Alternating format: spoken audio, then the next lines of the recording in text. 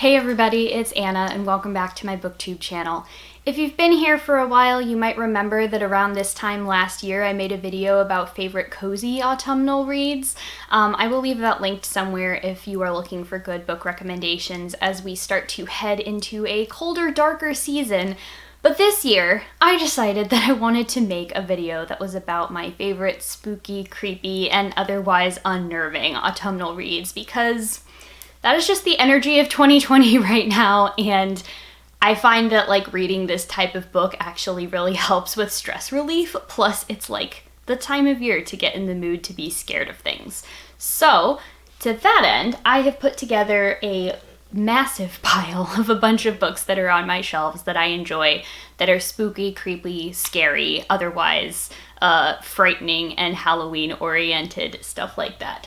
So, I'm going to give you a very quick little blurb about each of them, but we have a lot of books to get through, so let's go ahead and get started. Of course, I would be remiss in making this type of video if I didn't include Out of Salem by Hal Shreve.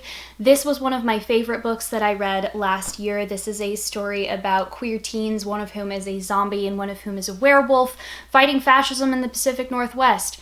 That's very topical right now, if you are in the United States and have been watching the news. This book has absolutely incredibly amazing things to say about the importance of fostering queer community and queer solidarity, especially among youth, but more generally, across age ranges and learning about how to create sustainable communities and fight fascism from older and younger generations alike.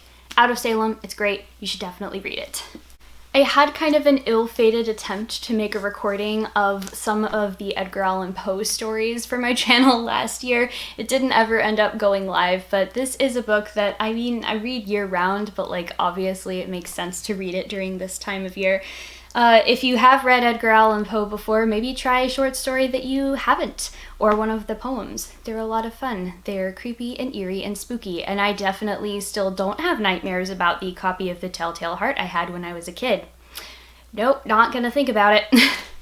Some of my favorite stories have to do with the ghost of family and the ghost of history and the way that things follow you around, and that is literally what happens in this book. This is A Skin Full of Shadows by Frances Hardinge. This takes place during the English Civil War, so in the 17th century.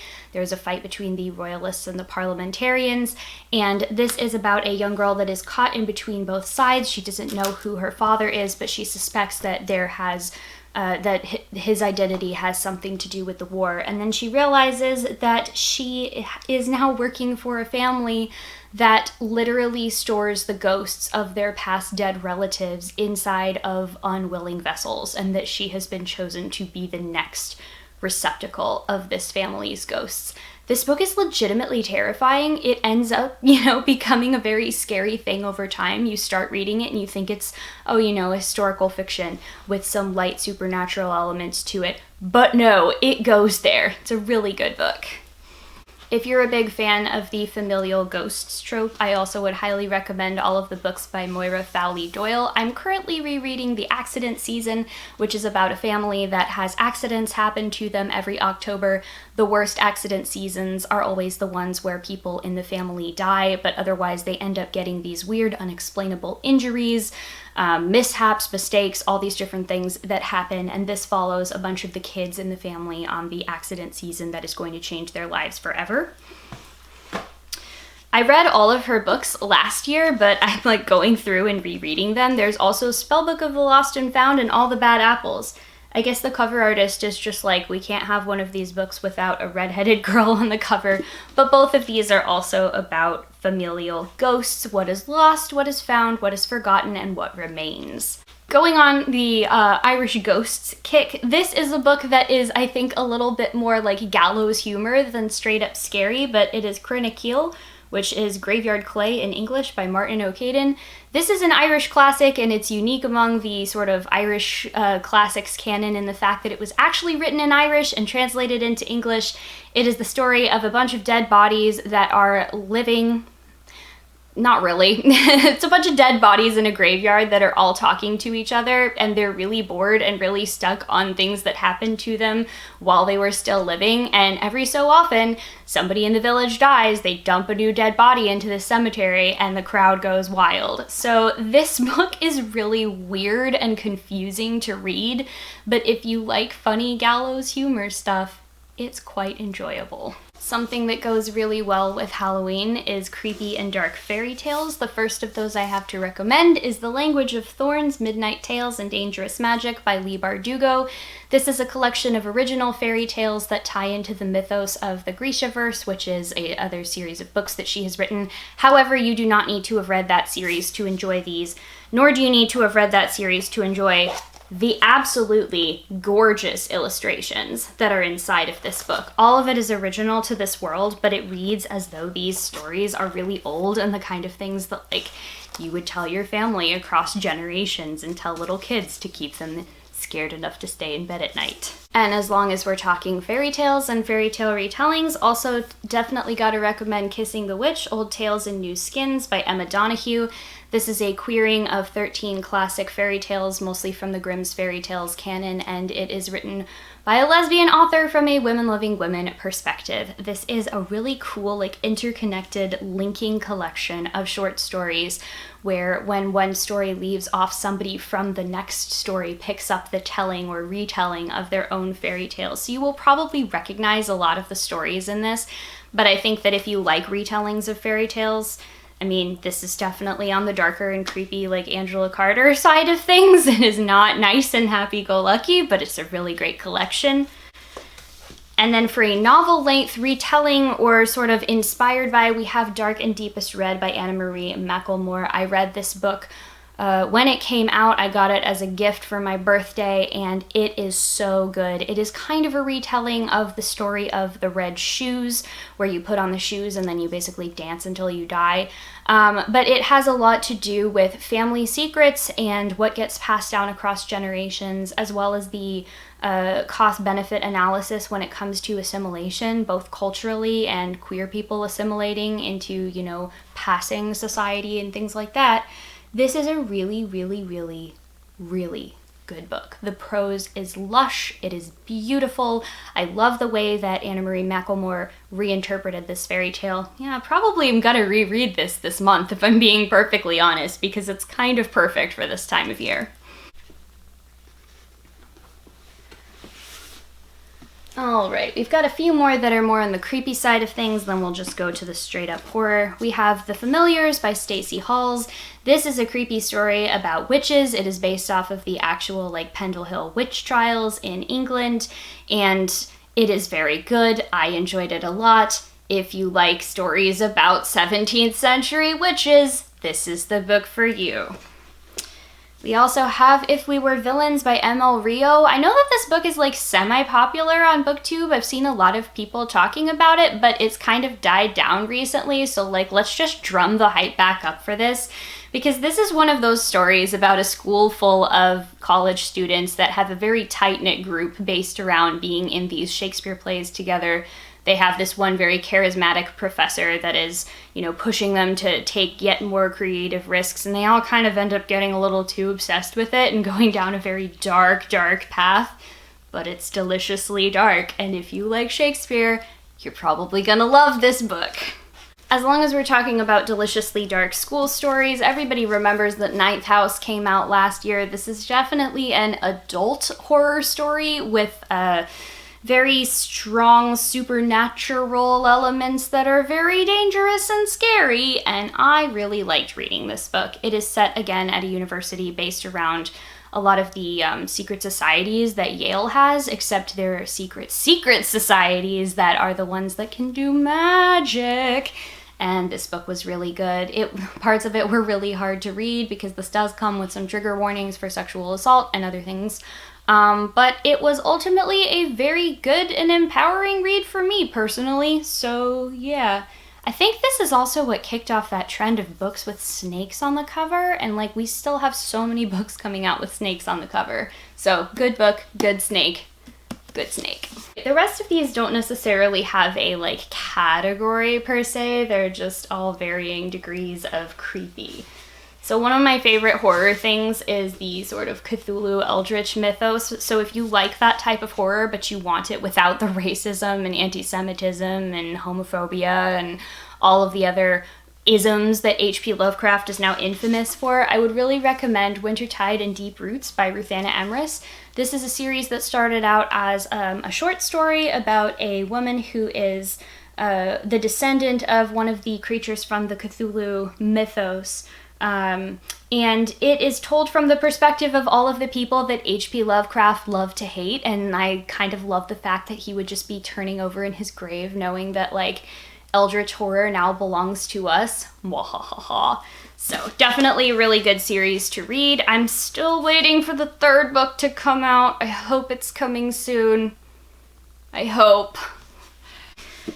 We've got another short story collection here with Her Body and Other Parties by Carmen Maria Machado. This was a short story collection that I adored when it first came out.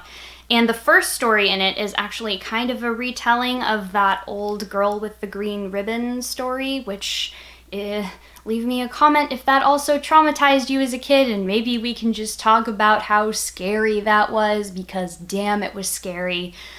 This is another one that does come with some trigger warnings for sexual assault, but it is a very, very good collection. I was lucky I got to hear Carmen Maria Machado actually read the first story from the collection live when she came to see to an author event in town, and it is so wonderful and scary and will definitely make you lose sleep at night.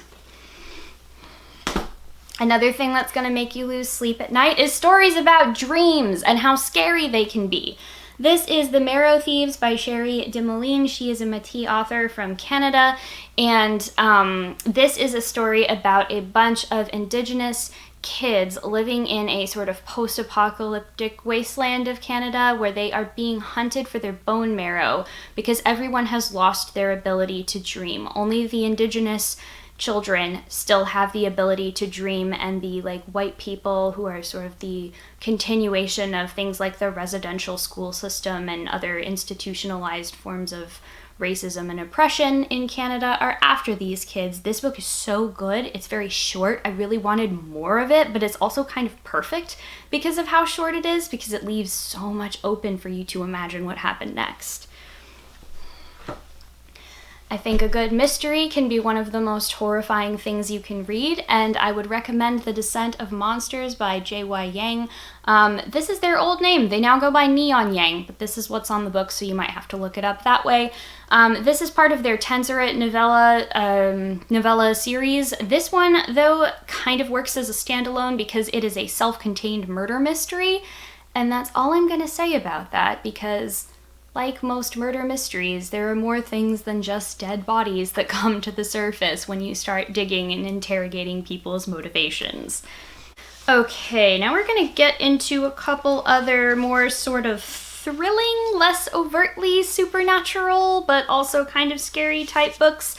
I love space horror personally. The idea of being lost in space or stuck in space is terrifying to me, but not as terrifying as what might happen were I to be left behind. And for that, I recommend On the Edge of Gone by Corinne Davis.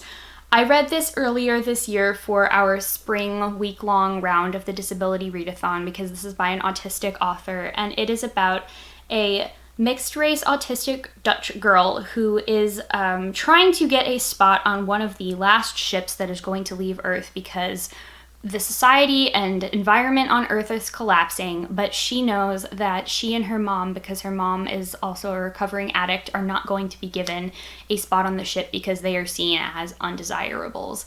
Things happen, they end up getting aboard one of these ships, but for some reason it cannot take off yet. So she has decided to take it upon herself to prove herself that she deserves a spot on this ship as much as anybody else. This is a really good book. It gets into some really heavy topics at some times, particularly to deal with her mom's addiction. And I also read it in one sitting. Like, look how big this book is. I just plopped myself down on a chair and I did not get up until I finished it. It was very thrilling, it was very exciting, it was great. I really want more stories like this where you do not have the, you know, stereotypical hero or heroine of the thriller story. I want more stories where the protagonist's disability informs the way that they solve problems and informs the way that they deal with the things that they fear. I really appreciated what this book did. I felt very seen while reading it, and I cannot recommend it highly enough. In a similar vein, I also read for the spring round of Disability Readathon The Oracle Code, which is a graphic novel by Marika Niekamp and illustrated by Manuel Pretano. This is an origin story for Barbara Gordon from the Batman universe, and coincidentally, the first time that a Barbara Gordon story has been written by an author who shares the same disability as her, so that's also very cool. I love Marika Niekamp's writing because she writes so many stories about like creepy ghost children, which is one of my favorite things, and this is no exception. I love the way that she adapts this character while at the same time letting her own voice come through, and I can see all of the different things that she's been preoccupied with in her own writing coming to the forefront in an existing universe. It's great. Read it. It's so good. A little less creepy and a little more thrilling is Trail of Lightning by Rebecca Rohnhorst. This is part of a series that I guess is kind of like urban fantasy, something like this. And it is about a woman named Maggie who is a Dineta monster hunter. The world has kind of collapsed and fallen into autarky, and she is going around trying to protect people from these various monsters from Dene folklore and mythology that are real and coming to kill and eat people. These are really fun books to read, but also some of the monsters that are described in it are pretty scary because that's kind of how gods and deities be, right? Like, you're not supposed to just look at them and be like, hey, we're cool. You're supposed to look at them, scream, and run away. So this is part of a series, but I definitely would recommend checking out first book, see if you like it. And then I think the next one is called Swarm of Locusts. Not sure when the third book is coming out. Hopefully soon, because I would really love to read it. Good series. Here's for another book that I actually read in one day, like a long time ago. I think I was in high school. I don't know. Maybe I was in college? When did this come out? Well, anyway, whenever I actually read this, I sat down and read it in one sitting. That is World War Z by Max Brooks. I haven't seen the movie. I know this is the movie cover, but I'm never gonna watch it, and I don't really care to. I love the way that this book is paced.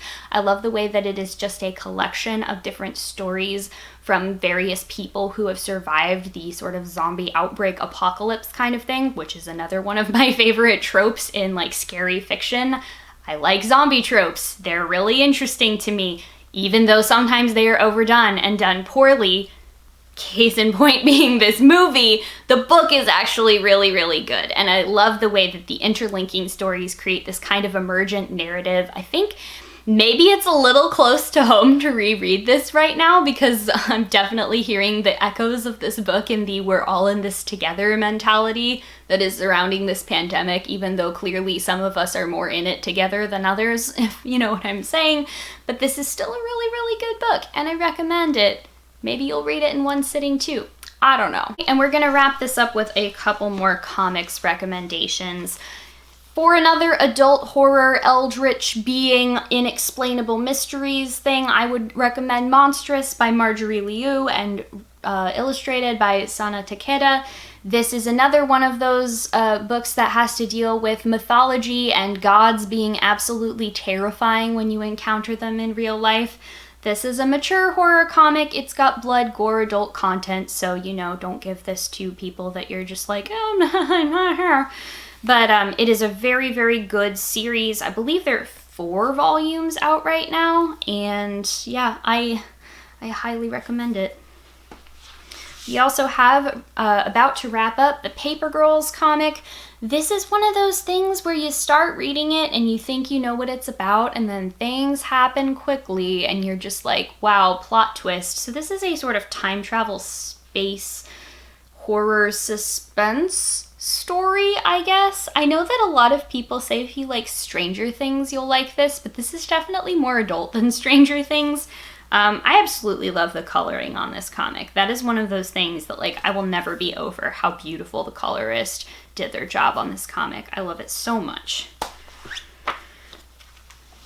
Oh, here's a good one. This is a little bit of an oldie for me because I read these when they came out a few years back, and that is the Sparrowhawk series by Delilah S. Dawson and Matthias Basla. This is a story about a girl who is trapped in a sort of fae world, a very dark, hungry tooth and claw fae world, and she ends up having to fight somebody who is her adopted sister to determine whether she gets to stay there and remain in control of her fae powers, or whether she has to just go back to Earth and begin living kind of as a normie again. This, again, is one of those fae stories where blood and gore is on the page, so if that's something that you're not into, maybe this is not the book for you, but I really liked it. I enjoyed it. I liked how the cute little animals ate people.